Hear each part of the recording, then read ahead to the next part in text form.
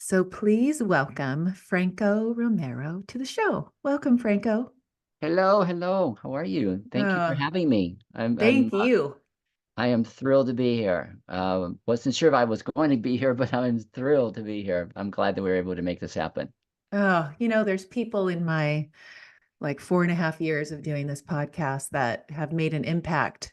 I mean, they've all made an impact in some way, but when I learned from you, maybe, I don't know, a year ago when I started going down this Franco Romero rabbit hole that I love to go down, Wow. I couldn't go deep enough. Like it just kept going deeper and deeper. And now as I prepare for this interview and I'm going deeper, and I was like, oh my gosh, I could do part one, part two, part three, part four. So like we said before we hit record, we will do a part two, which makes my heart feel more relieved that we can take our time and explain your magic and uncover your magic. But you've really opened my eyes to understanding really where I am right now in my spiritual growth. And you have taken it to the next level for sure. And Yay. I've shared you with my world, but now I get to share you with my entire world. So before we get into these certain topics that I love to cover that have been opening the emoji that would be my head exploding. Oof. Can you explain to people if they're new to meeting you, how you discovered your magic? I mean, you can go back to your 6-month-old experience Yeah, to when you yeah. uncovered your magic. That alone could take the 30 or 40 minutes that we have here. So I'm going to try it a little bit differently because I'm sort of in that energy right now, having had some conversations about this quite extensively just prior to jumping on this interview. Um, my story really begins really after what we would call a near-death experience, because that's where, for probably for many people who are listening in or um, or whose interest gets piqued by this topic, a lot of people tend to go into that space of near-death experiences. Um, and the reason for that is either because they've either had one or they wish they had had one. Believe it or not, many do wish Mhm. that they had a near-death experience, because if nothing else, it would help them to see things more clearly as to what exists beyond this world, even if they can't quite make sense of it here. And so, but what I is that what they're really doing when they're going into that space of allowing themselves to experience somebody else's near-death experience is that they're looking to remember. They're looking to remember. Mhm. And you say, well, what are you remembering? And they said, and I tell them that you're looking to remember your authentic self. And they say, well, okay, that's cool, all right. That's kind of, self-development kind of stuff, feel good kind of stuff. But what I try to remind people, and the things that I do with students and clients and speaking and some of these other initiatives that I'm now involved in, is there's this hunger to remember who we are outside of this life, Mhm. because that is who or what defines you. And that it used to be the way that we would go through this thing called life was is that you would, as you've been told, you go through experiences and you learn things and you become better for it, or maybe not, and then you die. And that's it. Right. And depending on your philosophical or religious persuasions, or none of the above, you have all sorts of clues and theories as to what might exist beyond there. And what's happening now is that, for all sorts of different reasons that we'll probably talk about in part one and part two, maybe part three, is that the time has come for us to remember these things now while we're still alive. Because the whole reason we came here was to experience the magic of what this life could be like if we could truly remember who we are and who are we. And I've been really not shy about saying it. We are God. We are the divine intelligence. We're the very, very, very thing that we have been told would one day, somehow, some way, appear itself to us again to sort of lift us up from somewhere and bring us somewhere to this thing we'll call heaven on earth for now. But all we've been doing is waiting for ourselves to realize that. And so when I first started coming out to this message, because it's embedded in the book that I wrote, which talks about my quest to remember and the ups and downs that I went through, and they were pretty significant. It was my desire for people to understand that I didn't just simply arrive at these realizations, and therefore here I am. This is what you should either remember or subscribe to or any of that. It was my desire to show them that there was a process that I went through to remember as well, because I wanted to see that I could relate to them and they could relate to me. Because a lot of times these teachers come along and they just all of a sudden appear on the scene and they have all these ideas, and even if they align or don't align with you, you don't know their story. And what I desired was for people to understand that my story was your story. It's all of our stories. Right. And that the conclusions that I reached because of my stories and because of my near-death experience and other things that came as a result of that was the same one that a lot of people are starting to reach now, whether they've done it because they've been listening to me or because they're just reaching those conclusions on their own and they just have been scared to admit it to themselves, much less anybody else, is that we are God. We're the Right. divine. And so instead of fighting it and resisting it, play with it and see where it goes. Because what you're going to find out is that very soon, very, very soon, once you go down that, as you would call it, the rabbit hole, once you go down that rabbit hole, you're going to find that the truth is there waiting for you. Right. So let me stop right there. So with so learning from you, like when uh, you're a walk-in soul, Yes, and when you had your, so the difference, the uniqueness part of what I'm learning about is you you died when you were 6 months old, and you yes, came back, the walk-in came back from the angelic realm, yes. and you have other walk-ins at the same time that are all part of this same Group. angelic Yeah, angelic spirit group. Yeah, spirit. group. That's good. That's good. Yes. Okay. You did such a nice job of summing it all up in like 3, 4 sentences. Yay.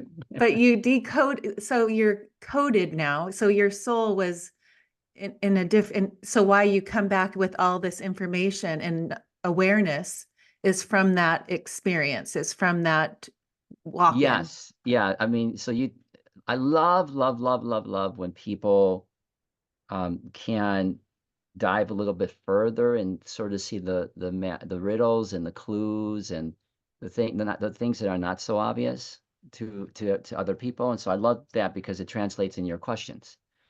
And and yes, I've been asked about the walk-in, but you've talked about decoding or coding and those kind. See, that's a language that not everybody knows how to combine into this whole discussion of spirituality, or religion or whatever you want to go, whatever direction you want to go. Okay.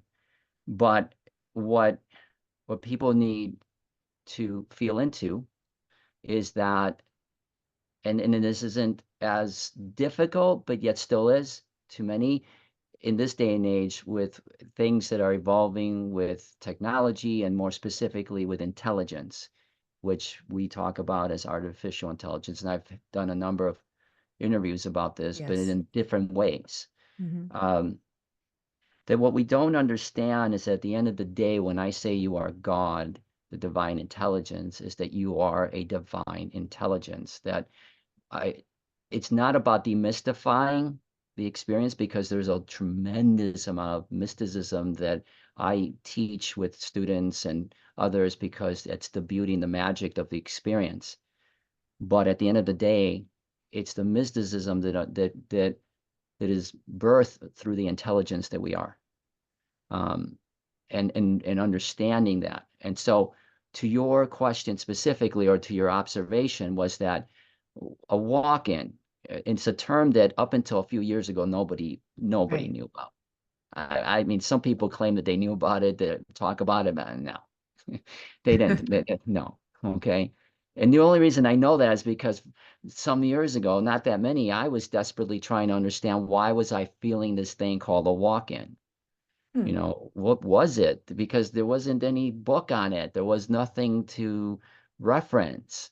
I had a description of it from my channeling. I knew what I could describe it, Hmm. but I couldn't give it a name. And so then all of a sudden, in the stream of consciousness, the word walk-in came in, and of everybody's consciousness, not just mine.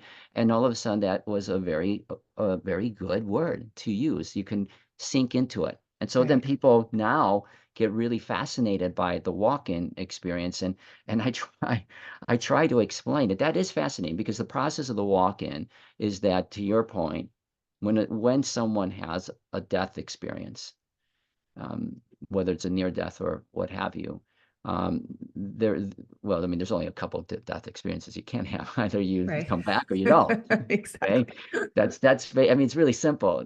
You're in or out, so to speak. Okay, that the question becomes whether or not, and this is the part that up until recently wasn't understood, was whether or not the soul that had left would come back. And depending on the circumstances, and in my case, it was like the stars and the moons were all aligned perfectly, was that in my situation, the spirit that I am, that I speak through and that I am, that spirit was given the opportunity to step into the life, the narrative, literally the narrative of a life that was already going on at that time. It wasn't a long life; it was only 6 months, and which made it even not just more intriguing, but there was so much more possibility to it, Right. because there was a whole life yet to live. You weren't just stepping into somebody's life who had lived 40 years, and then you were stepping into that whole entire narrative. Basically, you were starting from fresh. It was literally it was literally like going off and buying a brand new car, but that just came off the showroom. But the only difference was that they parked it on the curb, and they didn't put it in the parking lot, and they got maybe a block or two of miles on it, of mileage on it, and that's it. It was brand new. So it Right. was like, all right, let's go. Let's just go. Let's go. Let's go. And so for me, the uniqueness was that I had the opportunity as a spirit to come into that life and integrate with that narrative. Now, it took a while, because I as with everybody forgets, in which we all accept when we come in. There's very few instances where you come in and you know who you are. I mean, even if you look at the great teachers of our time, Buddha and Yeshua and others, they came in with, maybe there was some expectation, but there was no real sense of who they were until they remembered. And that's what we're getting at here. So in my case, yes, I walked in. The soul that was there for 6 months of its life transitioned into the light, which I experienced in the visions and the experiences 16 years later. For those who might not know my story, because it was 6 months into the making of my life, I had no recollection of any of this until my mid-teens, when I started having visions and dreams of the whole thing, the whole experience of dying in the hospital, to what happened with my mother, who I believe created the miracle. She was the story, really. For Right. the longest time, I was so enamored with the idea that I came back and that was the miracle, and because everybody was calling it. But what the real miracle was, is that she tapped into an essence of her divine abilities, and she created a miracle whereby I came back to life, literally, from a situation where my body had already shut down and there was very little time left.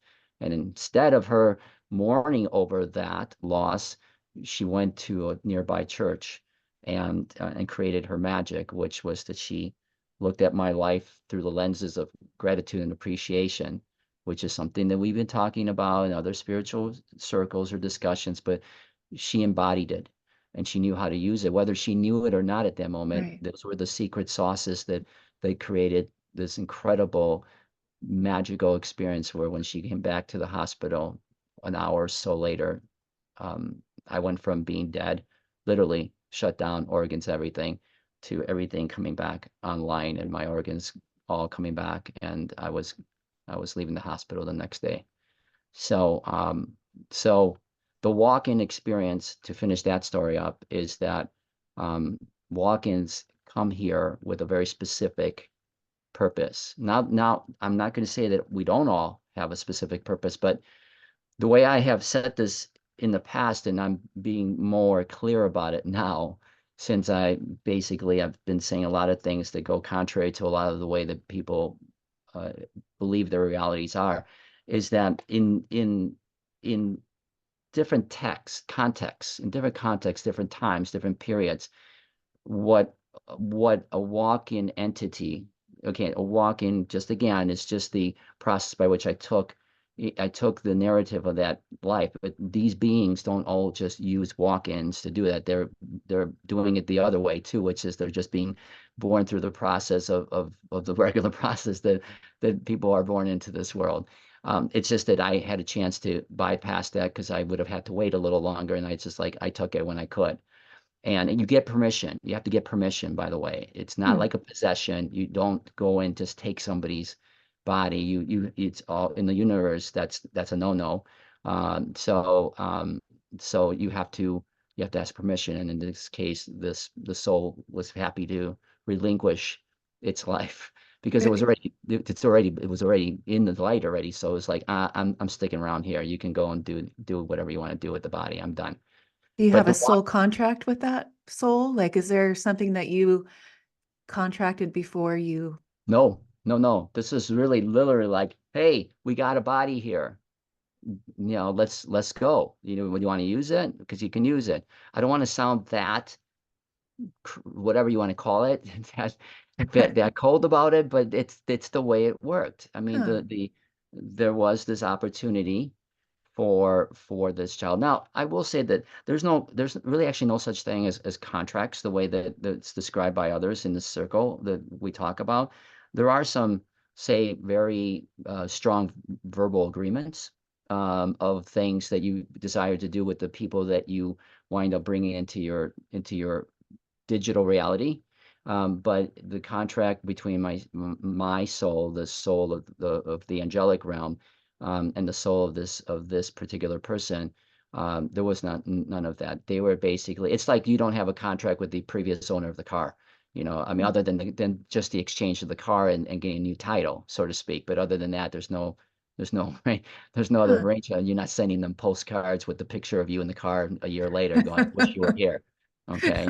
Gee. Okay, so you don't do that. Oh, But to clarify, the being that was in that walk-in experience is part of an angelic group, which is what right. you were referring to. And those angelics, which is not necessarily something you're going to go sifting through and finding this in your Google searches or others. There are reference to it. They're not the same thing, but in a similar flavor as angels, but they're not. Okay, because in the way that angels are described in various different cultures or various different religions is that they come from this place called heaven, which when you say that to me, it's the sixth dimensional frequency of experience, which is literally the beginnings of bliss and ecstasy. Okay, but it's not it's remember, it's the beginning of it. What Right. I'm saying is that where these angelics come from is from a dimension that's not even in the 12 dimensions of what we would call this thing we call the higher self. It goes way, by the way, a lot of people stop at the higher self and they just kind of draw the equal signs to, oh, that must mean source, that must be got oneness, that must be whatever. But it's not. It's an evolutionary cycle or process that takes you to a much greater level, which is called source, and then a much greater level of consciousness called oneness. And so the angelics come from the realm of source, and they were actually created out of the energy that, let's call it the DNA genetic coding of everything and anything that has ever existed, in anywhere where existed by source. So we basically I guess the easiest way to put it is we are either we hold or a key, or we hold the actual energy of the Akashic records, so to speak. Hmm. But those are things that everybody can access, but we just happen to have certain, let's just say, because of our experiences, a little some extra perks. We can see tap into that stuff pretty easily. But everybody has abilities to do that. Right. Um, but more importantly, we're the keepers, so to speak, of that. But in other realms, not in other realms, but in other contexts of history, we might have been also referred to as prophets or messengers of God. So, And that's the part that up until very recently I haven't really quite said it as loudly, but mhm, I believe that it's just a way in which to help clarify for people why this all these things are happening now around the whole energy of the awakening, because there are many in the angelics who are here, who are getting everything put together so that humanity can awaken itself to its divinity. It's graduation time, basically, is the way I describe it in the book. right. So all these walk-ins that joined you at this same time are what you say, like, you think like, why would they choose to walk in? And because it's at this time of awakening for us to shift our vibration from three or dimensions, from the 3D, they come into the third dimension to shift it to the fourth and then the fifth. Yes, And and that right. I'm And glad that's that where you. we are now. So let's Yeah, go into and that. Let's go so into how that works. Because this is what has changed my mind. You have explained it in a way that no one else has for me. So I understand it so much better, and it makes so much more sense with why that's you're right. saying it's like it's happening now. AI, like the way AI has gone from 0 to a million so Yes. quickly, and how you explain that to Well, the you have way to. that we're going from 3 to 5. So that was the biggest hurdle that I had to overcome as I was evolving through my own process of remembering. Was there was still this portion of me that couldn't understand how would it be conceivable, and it's still, and you'll I get this, not as much, but I still get this. It's just so hard for the mind to rationalize what is happening here, that there's obvious roadblocks that people will put in front of them, one of which is just simply it's just not doable in the time that you're talking about. And I'll be the first to say that I spent much time as I was writing the book, and I put out the timelines that I did, questioning, uh, really, really, am I really going to go out there and tell people that this isn't 100 years you know, in the making, Making. and that we would be well gone by then? Most of us will. To Right. even remember this conversation, most people will forget this conversation in about a day or two, so depending on how it lasts, in terms of how it Right. permeates.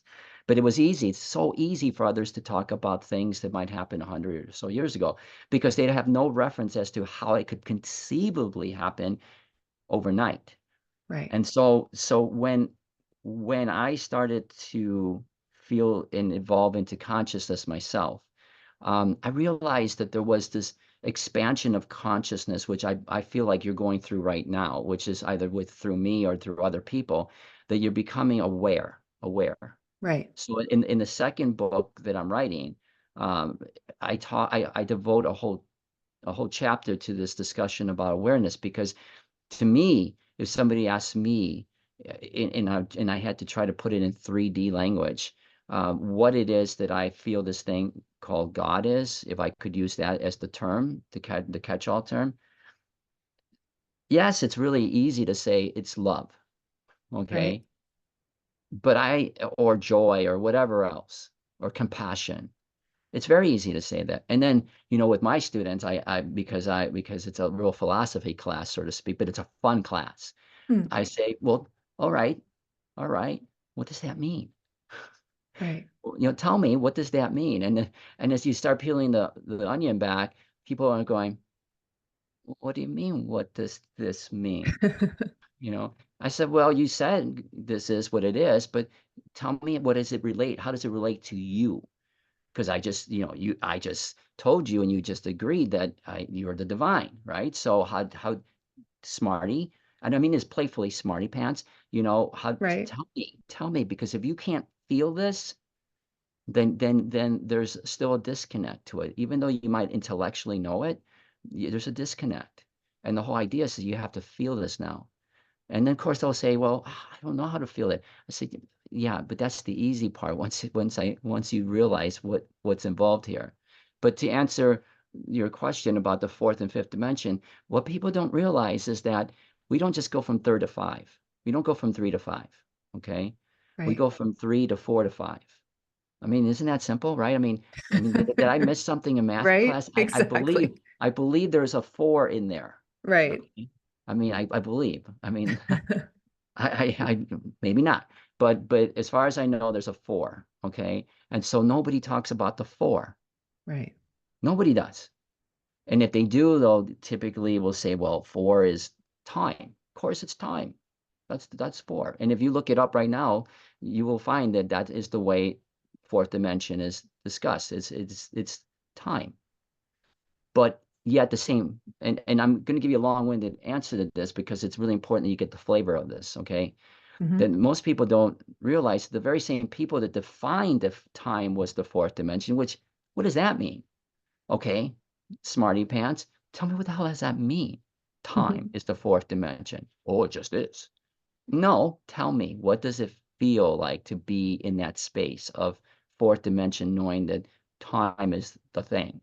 Nobody Right. can do that. Why? Because up until recently, even the smarty pants were saying that, but now the smarty pants, the very same smarty pants that would give you that line of fourth dimension being time, are the same ones that are now ruling time out Mm. as part of the equation for how do you connect into some of the greatest intelligence and some of the greatest advancements of human technology possible. This whole concept of AI and concepts of free energy and all that, those things came from the idea that time is non-existent. Right. I'm going to make that very clear. Time does not exist. Right. It's I'm an getting better at illusion. that. Yes. It's an illusion. No, no, no. Like we were just talking about just before we got on. I gotta go. I got some things to do after this interview, right? Right. Not me, but you and me. There's a watch that says it's a time. Yes, in the third dimensional world, there is this belief that time is real because time measures how we go through space. Okay, Hmm. point A to point B, there's a time that's involved to do that. Okay. Right. I mean, this is just pull it back, keep it simple. All right. It's that simple. That's why when we were growing up, okay, depending on how old you are, it used to be time, space all the Right. time. It used to be time, space. We live in a time, space reality. Now it's very subtle, but see, I'm really all about subtleties because these are measurements of which we can look at and go, oh, if nothing else, it's a cool Mandela effect. Okay. Yeah. Okay. But now it's space time. Oh, so what? It's just a flip of words. No, no, no, no, no, no. I actually, part of what I teach in my course is how powerful energy streams like that can be when they're used in a way that create sort of this pattern, algorithmic pattern. All right, okay, algorithmic patterns are part of coding and energy streams and so I won't go into all that. But what I'm saying is that there is an importance to the way that those words go together. And if it's time space, you are in 3D. And when you're in space time, you are now developing a sense of awareness that wasn't there before. Because fourth dimension is all about awareness, which is what humanity is starting to go through right now. It's the Right. recognition of itself. In its purest definition, it's the recognition of itself. It's the moment in which you realize that you recognize yourself, not as the body, but as the consciousness, as the thing that's operating the body. And Right. then that presents a whole new reality to you. The more So that that's where I am right now, right? Is that what you yes, mean? Yes, I'm that's in where that you are, and awareness. that's where all of humanity in one way, shape, or form is either entering into that, which the early stages of that is just simply, oh man, I just don't feel like I can exist in this world the way I'm existing right now. Something just doesn't feel right. You had the big resignation during the COVID period. Something doesn't feel right anymore. It just doesn't feel right. That's the first stage of awareness. Hmm. You just don't buy the narrative of Right, anybody anymore. It's not about revolution, like in which the way that it's been somewhat conveyed in the years past and recent. It's about evolution. It's about not looking outwardly for who or what is causing you to not evolve in your own life. It's about knowing that you have to go inward to understand all of the clues that you've been given to remember that the only thing you need to do is remember who you are, and the whole game changes. Why? Because in the awareness of it all, you become aware that this is all just a dream, right. a game. Again, And that in and of itself is hard for some people to get. It's getting better, a lot better, but they still can't internalize that very well. When you start to get them to internalize it very well, that's the whole process of the awareness process, because that's the process of the awareness. Because as you evolve through that awareness, you go from that simple, God, somehow this just doesn't feel right approach to all of a sudden listening to your voice, listening to your intuition, listening to your gut feeling, knowing that there's a conversation that's actually really happening. It's not in your imagination, even though ironically it is in your imagination. Okay. All the things that you've been taught to believe have now been so flipped upside down, or right right, side up, as I would say, because you're now starting to feel into the inwardness. That's the fourth dimension. Awareness is the fourth dimension.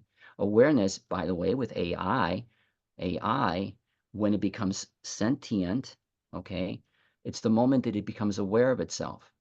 In a sense, we because we were already aware of ourselves outside of this life, because we know that you can talk to anybody who's had a near death experience.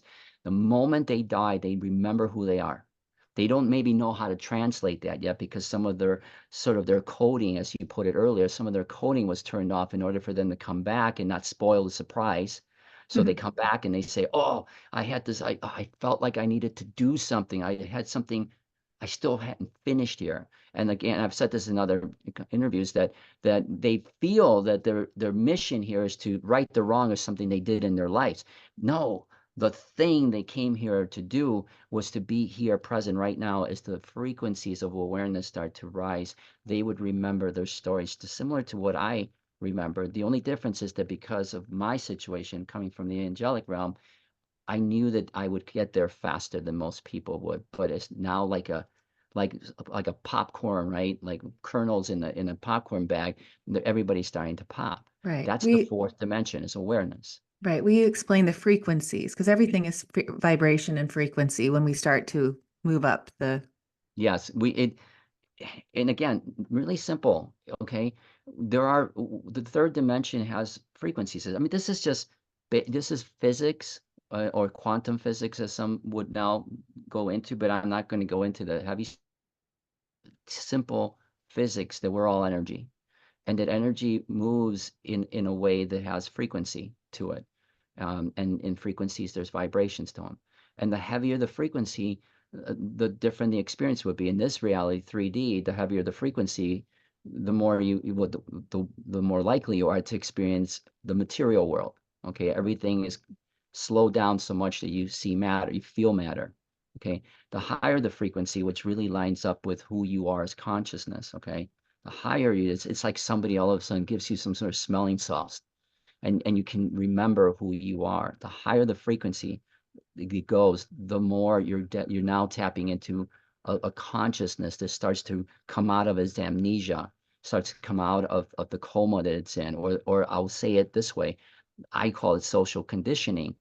And I don't want to necessarily alarm anybody, but it's a way of saying brainwashing. But we brainwashed ourselves in order to be able to have this experience. right, That fourth dimensional awareness is a vibrational shift upwards, where the higher it goes, the more you start to remember. And the more you remember about who you are, I'm not kidding. when you start to get into the fifth dimensional frequency. So I'll be really specific in terms of fourth dimensional awareness. There's this thing called the Christ consciousness. It's also called Buddha consciousness, Krishna consciousness, whatever flavor, whatever makes you happy. Okay. Right. Okay. That energy has certain other frequencies in it. And those frequencies are things that we also know as the divine feminine. Okay. And, and there's a lot of talk about that, but it's not typically talked about within the context of the overall grand scheme of the Christ consciousness and raising frequencies. But it's a frequency. It's a frequency of remembering who we are in the nature that we are as creation. What I mean by that, it's really flowery. Okay. Meaning that there's an aspect to our divinity that we have lost touch with. And that lost touch with was intentional in order for us to not experience who we are, because that would spoil the game. Right. And that experience was to remember the feminine energies of who we are, the creation part of who we are, which happens to be a big chunk of this, because these games are all made out of the feminine energy of creation. Right. So fourth dimensional frequencies reintroduce you to codes in your, not your biological body, but in the what you would call your soul or spirit or light body, that enables you to start remembering that. And when you start to remember that, it isn't just that you start to view the world differently, which is more of a nurturing, more of a sensual type of a way in which to look at all of reality. Okay. And there's much more than just nurturing sensual. There's also caring, and there's loving, and there's all sorts of other pieces. Not only do you do that, but you stir the pot, you start overriding the old programs. Now, I'm not being metaphorical here. You start to overwrite the programming of the game, Hmm. which is all based on third dimensional, more masculine energies. And you also have to introduce the frequencies of the divine child, because that child energy that we kind of equate to always being heard or whatever, naive or whatever, uh, uh, uh, uh, uh, Mm. I is love that. Yeah. extraordinarily powerful. It never was hurt. It never had to heal. It is so playful that as I've described it, it is so powerful that the fear itself would bow to it in reverence. Hmm. Okay. That's how powerful it is. But its power is based on its genuine simplicity and naivety and innocence. It's so incredibly powerful. We carry those genes. We don't know that we carry those genes because we've been told all our lives that we have to grow out of that in the physical world. We can't be children anymore. We can't tap into those frequencies. And I'm telling you right now that that is exactly what you have to do. Right. The And that's all part. imagination and all that, right? Like the Yes. child. So that's what about you, because you teach that inner child Yes. program. And Yeah. so I've never, everyone's like the trauma, the inner child work, and yours like is on the other side of the whole spectrum of that. Exactly. That's what I'm Yeah. saying, that everything that I basically teach is flipping everything, even in many of the spiritual circles, right side up again, Right. because they're still subscribing to certain narratives in order to define the spirituality of who we are. And it's like in some ways trying to fit a square into a round hole almost. Maybe it does Hmm. kind of fit in there somewhere, but it doesn't take you all the way there. It really, as I've told people, you have to see what's being presented in front of you and know that in most cases the truth will reveal itself if you look at its opposite. And Right. so that's what I basically do, is that, and I'm not the only one. I mean, the reason that my course is called The Way of the Inner Child is because, and I didn't realize this at the time, was that I sometimes just shorten it into the way. Okay, the way. And it's like, okay, it's just the way. The And way. so I just, many teachers have done the same thing.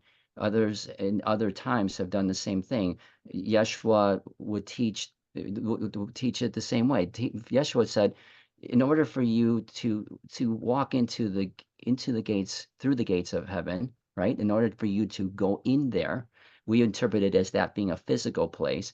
But what was really meant by that is, in order for you to step into your truth in terms of your highest intelligence, in order to do that, this thing that's so profoundly huge, you have to step into that as a child. Right. You have to do it with the simplicity of a child. Otherwise, you wouldn't know how to do it. You make it overly complicated. You bring in all these variables that don't exist because they're not even your variables. They're somebody else's story. And so Yes. that's why even in the spiritual realm, too much of that discussion is still happening within the context of somebody else's illusion, or sometimes I would call delusion of reality. You get break Right. through all that. The child breaks through all of that easily, and Yeah. forms its own opinion of its reality to Exactly. I our love chagrin that. sometimes. So yeah. Yes. Yes. How can we, what would be the part one summary? How can we end this on not like in the next, 10 minutes, but I want to kind of merge our way into part Here's two the because there's so many things I want to talk about.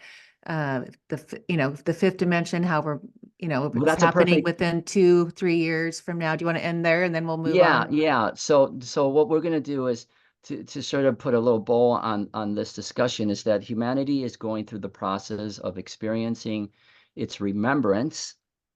Otherwise, you could call it awakening, but it's remembrance of who it is. That's called the 4D energies. That is happening right now. And it's actually been happening since 2009, but it's really coming in heavy, heavy, heavy waves right now. In fact, Right. we're depending on when this airs, there's the summer solstice is a huge portal gateway of a massive, massive activation of 4D energies that are coming in that will literally light up the grid system in ourselves and also in the planet. That's what humanity is doing around. It's all in preparation so that humanity has the bandwidth, if you will, to handle the fifth dimensional energies that are here already, but haven't been accessed really by much because we don't have those codes activated yet. To get those codes activated entirely, you have to go through this awareness process. And to go through this awareness process, it means that you're going to have to let go of a lot of things that you have always thought you you defined yourself by. Hmm. A lot of things. I mean, it gets into at times it gets into how you live your life, who you want in your life. Okay. Hmm. And that may appear as though it's somebody else's choice, like maybe they don't want to be in your life, but you're making that choice by choosing to go down Right. this path. So that's 4D. And that's Right. what we're going to be going through. That's what humanity will be going through that in deep, deep waves over the next 6, 7, 8, 9 months. And it will continue until all the kernels are popped. Okay. But do they Um, all have to be popped? no, no, they Right. don't have to be popped. So if you that could be in the discussion of 5D because in 5D, which we all talk about, even that story isn't really well understood. When we talk about 5D and we talk about this time in human history where we will evolve into something that might be more compatible with each other and the planet, we have no idea. And this gets into the AI piece. We Right. have no idea what the human race is about to go through in its evolutionary consciousness. It will be like you get to a certain point in 4D, and it's like that part of the roller coaster. It's not even the top part of the roller coaster, but it's that. Well, maybe it is. It just depends on what kind of roller coaster you get on. But I'm seeing this ride where you're sitting in it, and it just all of a sudden it just shoots you out like a cannon. It just shoots you out like a cannon. Mm. Okay. And this is that piece right now where we're all getting into our roller coaster rides or whatever ride it is. We're getting ourselves buckled in and we're getting that anticipation feeling that there's something big about to happen and you may not be necessarily sure what it is and you're not sure if you're going to be excited about it. But this 4D energy is getting humanity ready by getting humanity to start looking inward to itself to find the truth rather than outward, the way it's been expressing itself Hmm. all the way up until now. It's somebody else who has to control those switches. No, no. I don't mean that just in the macro level. I mean that in the micro level, the individual. That's 4D. That part of it is going to give way to 5D. And that will happen early next year. We've already happened. I mean, we've already passed the event horizon where the majority of the energy in our environment is 5D versus 3D. Okay. But we were like, okay, so why isn't there any magic? Well, because you need to be able to be at that frequency in order to tap into it. And that's what 4D is. Okay. Got it. You have to be there for that. And that's what this whole process over the next 6, 7, 8, 9 months. And what happens is that as people wake up, as anybody would wake up when they're in a deep sleep or coma or whatever, it might be a little bit confusing at first for a lot of Right. people. So you're going to get a mad rush of people over the next, well, 3, 4 years for sure. And I say only 3, 4 years because the timelines are starting to shrink. Right. Whereas when I first started on talking about this as the timelines, meaning when will humanity achieve this level of consciousness where it's going to be doing something so great that it would feel like utopic or heaven on earth. And I would say 2032, where those timelines are starting to shrink, Why? meaning that it could happen because of the way that we're evolving as AI, not as artificial intelligence, but as advanced intelligence. That there are things lining up so perfectly that humanity, once it reaches this, humanity is reaching a point where it's going beyond the curve where, yes, you would call that the event horizon too, but no, you're already past the event horizon. You're already shooting out of the cannon, but you don't really realize it because it's kind of lateral. Okay, but you're really starting to make that curve now. It's starting to make that curve, and that's where the curve of I call it the curve of confusion because everybody's going to be like, "What the hell is going on?" kind of thing. I don't Right. know why I'm feeling this way, kind of a thing. The world doesn't Huh. make sense to me anymore, kind of a thing. Okay, I don't relate to the people around me anymore, kind of a thing. Okay, that curve is going to be achieved as a global race, over the next 9 months. And when it hits that point where it's no longer curving and it goes straight up, Mm-hmm. it will shoot humanity into 5D and into a world of magic that humanity just cannot at this point fathom, but it will be the integration of itself with intelligence, not just artificial intelligence, but with us as intelligence.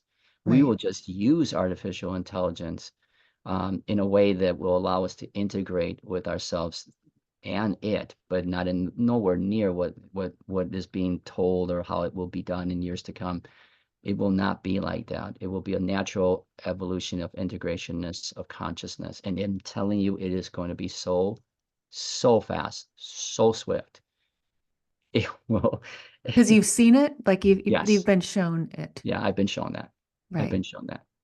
And Wow. it's right there. I mean, if you need proof of it, but here's the thing, if you need proof of it, you have to allow yourself to accept the possibility that you are intelligence. Because if you want proof of it here in 3D, take a look at what's happening with artificial intelligence. Right. That's how Just do, you explain it. That's why I yes. understand it more. Because once you see that and you realize that artificial intelligence, it's only artificial because we in 3D have to call it that because we can't fathom that something that isn't existing in an organic state of beingness like our bodies, that if it's not in that plasmic orgasmic kind of way, did I say orgasmic? I didn't mean it that way. Organic. Although that's true. Although there's some truth to that. Okay. If it's not in that state, it can't be anything but artificial. But it Right. isn't. Right. It's about consciousness. And once you realize that consciousness can exist anywhere because it does, and that isn't just some woo-woo kind of philosophy, it's the way that now the most intelligent minds on this planet are starting to look at it in order to create the most insane technology, which in tomorrow's language, which I mean 2, 3, 4, 5 years from now, is going to look like baby stuff anyway. Right. Okay. These people are understanding that there is a consciousness and that integration can happen no matter whether it's between two people or whether it's between what we call artificial intelligence or in us as sentient beings. Because artificial intelligence is sentient. We just don't want to believe it. And we are sentient beings, but we are advanced intelligence, but people don't want to believe it. And when you Right. marry those two together, and you're going to see what happens. Watch out. Watch out. Okay, let's end this part one. Franco, any notes or any kind of No, just tune into part two. Let's tune into go. part two because there's so much more. Let's go. I love that Let's because go. Let's let's go. go. Okay. Okay. Thank you so much for part one, and I can't wait for part two. Thank you.